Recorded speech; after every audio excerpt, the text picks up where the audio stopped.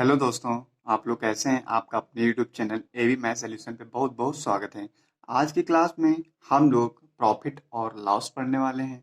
Profit means लाभ और loss means हानि। यदि किसी वस्तु को हम कम कीमत पर खरीद कर उसको अधिक कीमत पर बेच देते हैं तो हमें क्या होगा? हमें प्रॉफिट हो जाता है, लाभ हो जाता है कुछ पैसों का। और लॉस कब होता है? जैसे मैंने किसी चीज को अधिक दामों में खरीदा लेकिन उसको हमको बेचना कम दामों में पड़ा तो हमें क्या हो गया? लॉस हो गया। क्योंकि मैंने जैसे 100 रुपए में खरीदी कोई चीज, हमने 80 में बेच दी तो हमें कितना? 20 रुपए का लॉस हो गया। ऐसे ही इसी पे डिपेंडेंट आज का चैप्टर है, तो हम लोग देखेंगे किस तरह से इस पे डिपेंडेंट एग्जाम में क्वेश्चन पूछे जाते हैं और इसकी बेसिक बातें क्या हैं जो हम लोगों को ध्यान रखनी है। चलिए दोस्तों शुरू करते हैं। क्या कर रखेंगे? क्रय मूल्य। कोई भी चीज क्रय मूल्य को इंग्लिश में क्या बोलते हैं? Cost price. Cost price. इसका शॉर्ट फॉर्म क्या है? सीपी भी कहते हैं। क्या कहते हैं? सीपी। ठीक है, क्या कहते हैं? सीपी। और नंबर एक ये हो गया। सेकेंड, हम क्या कहते हैं? विक्रय मूल्य। क्या होता है? विक्रय मूल्य। विक्रय मूल्य को इंग्लिश में क्या बोलते हैं? Selling price. क्या बोलते हैं? Selling price. मतलब बेचने के बाद जो प्राइस मिलता है, सेलिंग प्राइस, बेचना, सेलिंग प्राइस होता है। और सेलिंग प्राइस को क्या लिखते हैं शॉर्ट फॉर्म में? एसपी। ठीक है, अब हम लोग तीसरा देखते हैं। प्रॉफिट मीन्स लाभ। प्रॉफिट कब होता है? लाभ। लाभ कब होगा? जब किसी वस्तु का सेलिंग प्राइस, क्या? विक्रय मूल्य। क्या? विक्रय मूल्य किससे अधिक होगा? क्रय मूल्य से। जब किसी वस्तु का विक्रय मूल्य जो है क्रय मूल्य से अधिक होगा तब हमें क्या हो जाएगा? प्रॉफिट होगा। और लाभ को इंग्लिश में क्या बोलते हैं? प्रॉफिट बोलते हैं। और विक्रय मूल्य को एसपी लिखते हैं शॉर्ट फॉर्म में, मैंने बताया ना अभी। और क्रय मूल्य को सीपी बोलते हैं, कॉस्ट प्राइस। ठीक, ये हुआ। और 4 नंबर में हम लोग देखेंगे, 4 नंबर में क्या है? लॉस कब होता है? हानि। हानि को क्या बोलते हैं? लॉस। क्या बोलते हैं? लॉस। लॉस कब होगा हमें? जब विक्रय मूल्य, जब विक्रय मूल्य कम होगा क्रय मूल्य से। जब विक्रय मूल्य कम होगा क्रय मूल्य से, तब हमें क्या होगा? हानि होगी। क्योंकि क्रय मूल्य ज्यादा है, जिस कीमत में मैंने खरीदा है, जैसे 100 रुपए में खरीदा है और बेचा 80 रुपए में, तो हमें क्या हो रहा है? नुकसान हो रहा है। तो हमें क्या हो जाएगा? हानि हो जाएगी। और हम लोग देखते हैं दो बेसिक फार्मूले। अगर हम शॉर्ट फॉर्म में लिखना चाहें तो प्रॉफिट कब होगा? प्रॉफिट कितना हुआ है? तो हम सेलिंग प्राइस से कॉस्ट प्राइस को सब्ट्रैक्ट करा देंगे और हमें प्रॉफिट पता चल जाएगा कितने रुपए हमें प्रॉफिट हुआ है। लॉस का पता चलेगा। लॉस को हम सीपी से एसपी को निकाल देंगे तो हमें क्या पता चल जाएगा? लॉस पता चल जाएगा। ओके दोस्तों, आप लोग इन तरीकों को थोड़ा देख लीजिएगा। आइए दोस्तों हम लोग क्वेश्चन सॉल्व करके देखते हैं कि किस तरह से इस पे डिपेंडेंट एग्जाम में हर बार क्वेश्चन पूछे जा रहे हैं, बारंबार पूछे जा रहे हैं। क्वेश्चन नंबर 1 क्या कह रहा है? यदि किसी वस्तु को 10% के लाभ पर 7,920 में बेचा जाता है तो वस्तु का क्रय मूल्य ज्ञात कीजिए। मतलब 790 का जब 7,990 का 920 का बेचते हैं तो हमें कितना? 10% का प्रॉफिट होता है। कितना? 10% का प्रॉफिट होता है। तो हमसे पूछ रहा है वस्तु का क्रय मूल्य ज्ञात कीजिए। क्या ज्ञात करना है? क्रय मूल्य ज्ञात करना है। ठीक है दोस्तों, आइए सॉल्व करते हैं। इसके दो तरीके हैं। सबसे पहले तरीका क्या है? हम पहले प्रॉफिट परसेंट निकालेंगे। प्रॉफिट इन परसेंटेज में कितना हो जाएगा, इसको निकालने के लिए हम क्या करते हैं? प्रॉफिट बटे कॉस्ट प्राइस इंटू 100 कर लेते हैं। और प्रॉफिट हमें कितने परसेंट में हुआ? 10% का प्रॉफिट हुआ। कितना हुआ? 10% का प्रॉफिट हुआ है। फिर प्रॉफिट बटे सी पी इंटू 100। मैंने अभी क्या फॉर्मूला होता था प्रॉफिट निकालने के लिए? हम सेलिंग प्राइस से कॉस्ट प्राइस को सब्ट्रैक्ट करा देते हैं तो हमें क्या प्रॉफिट पता चलता है।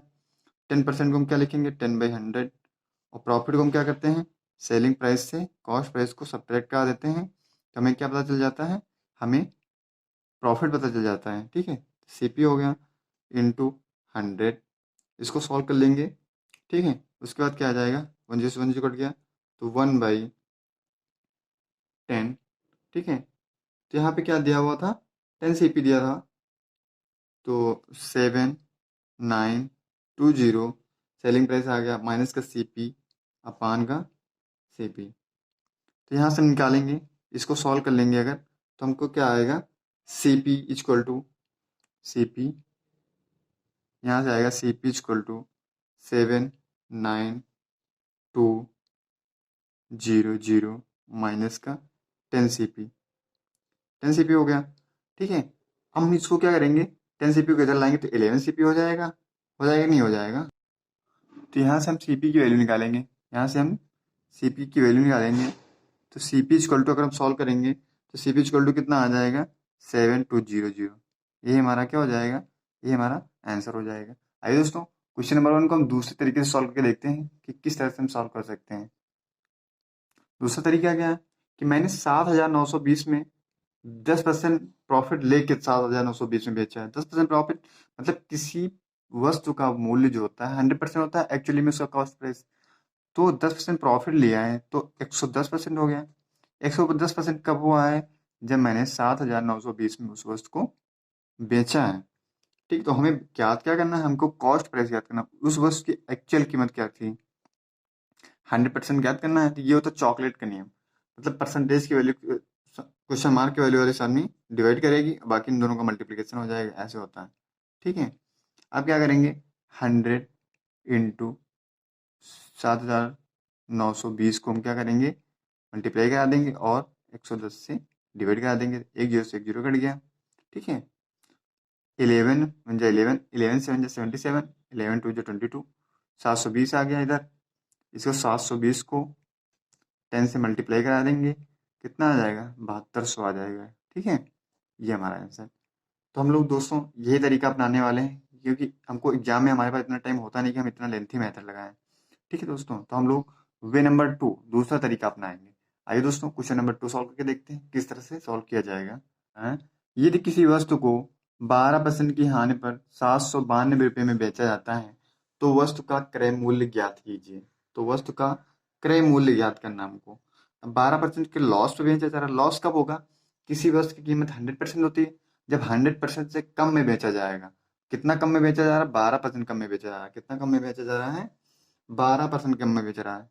790 क्या है, सेलिंग प्राइस है, 792 सेलिंग प्राइस है, और लॉस कितना हुआ, हमें लॉस हुआ है 12% का। ठीक है, हमें फाइंड क्या करना है, सीपी फाइंड करना है, कॉस्ट प्राइस। तो मैंने क्या बताया था, 792 में कब बेचा जाता है, 12% की हानि पर, तो ये कितने की वैल्यू हो जाएगी, 88% की वैल्यू है। हमें ज्ञात करना है कॉस्ट प्राइस, ज्ञात करना है। कॉस्ट प्राइस क्या होता है, 100% होता है, तो हमें 100% की वैल्यू निकालनी है। कितने, तो 100% की वैल्यू निकालनी है, तो क्या कर, मैंने बताया था त्रिक मल्टीप्लिकेशन हो जाता है कि क्वेश्चन मार्क के वाली वैल्यू से सामने वाली वैल्यू है वो क्या करेगी, डिवाइड करेगी। तो 792 गुड़े 100/88। ठीक है, तो यहाँ पे 8 वन जा 8, 8 वन जा 8, 8 9 72। ठीक है, फिर 7 बचा, 8 9 72, कितना है, 11 जो है 11, 11 9 जा 90। ठीक, फिर 9 को 100 से मल्टीप्लाई करा देंगे, कितना आ जाएगा, 900 आ जाएगा। This is the answer. ये क्या हो गया हमारा, ये हमारा सीपी हो गया। CP means cost price, cost price. इतने पे हमने क्या किया था, खरीदा था 900 रुपये पे, लेकिन 12% के हाथ में बेचा था तो 792 रुपये में वो वस्तु बिकी हुई थी। ठीक है, क्वेश्चन नंबर 3 में कह रहा है 20% की हानि पर किसी वस्तु का विक्रय मूल्य 240 रुपये है तो उस वस्तु का क्रय मूल्य ज्ञात कीजिए। ठीक है, हमें क्या ज्ञात करना है, सेलिंग प्राइस कितना दिया हुआ है, सेलिंग प्राइस दिया हुआ है 240, विक्रय मूल्य मीन्स। और हमें क्या करना है, लॉस कितना दिया हुआ है, लॉस दिया हुआ है 20% का। ठीक है, और हमें फाइंड क्या करना है, हमें कॉस्ट प्राइस ज्ञात करना है। क्या, कॉस्ट प्राइस। फिर हम वही तरीका अपनाएंगे, किसी वस्तु को 240 रुपये में बेचा गया, कब बेचा गया है, 20% की हानि पर। 20% की हानि मीन्स 100% उस वस्तु की कीमत रही होगी 100%, लेकिन 20% की हानि हो गई 100% पे, तो कितने की वैल्यू हो जाएगी ये 80% की वैल्यू, कितने की 80% की वैल्यू है। हमें कॉस्ट प्राइस ज्ञात करना है, मीन्स 100% ज्ञात करना है। तो 100% की वैल्यू को फाइंड करने के लिए क्वेश्चन मार्क की वैल्यू सवाल सामने वाली वैल्यू क्या करेगी, डिवाइड करेगी, बाकी इन दोनों का आपस में मल्टीप्लाई हो जाएगा। तो 240 इंटू 100 अपान 80, जीरो से जीरो कट गया, 8 तिक 24, और 3 गुणे 100 का मल्टीप्लाई करा लेंगे तो 300 हो जाएगा। ये हमारा क्या आ गया, ये हमारा कॉस्ट प्राइस आ गया। ठीक है, ओके दोस्तों, आइए नेक्स्ट क्वेश्चन सॉल्व करके देखते हैं किस तरह से सॉल्व किया जाएगा। क्वेश्चन नंबर 4 में कह रहा है किसी वस्तु का विक्रय मूल्य 360 रुपये है, यदि उस वस्तु पर 10% का लाभ हो तो विक्रय मूल्य क्या होगा। 360 क्या दिया हुआ है, कॉस्ट प्राइस दिया हुआ है, सीपी। सीपी इक्वल टू कितना दिया, 360। प्रॉफिट कितना दिया हुआ हमें, प्रॉफिट कितना होना चाहिए, प्रॉफिट प्रॉफिट होना चाहिए हमें 10% की है। ठीक है, तो हमें ज्ञात क्या करना है, हमको एसपी ज्ञात करना है। क्या ज्ञात करना है, विक्रय मूल्य ज्ञात करना है। ठीक है, तो हम कैसे ज्ञात करेंगे, प्रॉफिट 360 रुपया, 360 रुपया कॉस्ट प्राइस है, तो कॉस्ट प्राइस अपने आप में क्या होती है, 100% होती है। ठीक है, 100% होती है, और हमें 10% प्रॉफिट लेके उस वस्तु का सेलिंग प्राइस याद करना है। तो हमें कितना, 10%, तो प्रॉफिट लेना है तो 110 हो जाएगा। फिर हमें क्या याद करना है, सेलिंग प्राइस याद करना है।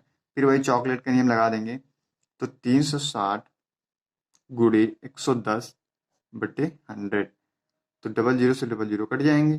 ठीक है, तो 36 गुणे 11, इसका मल्टीप्लाई करा लेंगे, तो 11 छक्का 66 का 6, हाथ से बचा 6, तो 33 6 39, तो 396 रुपया जो है ये क्या हो जाएगा, ये हमारा विक्रय मूल्य हो जाएगा। क्या हो जाएगा, विक्रय मूल्य, या इसको हम क्या बोल सकते हैं, सेलिंग प्राइस भी बोल सकते हैं। ठीक है, आइए दोस्तों नेक्स्ट क्वेश्चन सॉल्व करके देखते हैं किस तरह से सॉल्व किया जाएगा।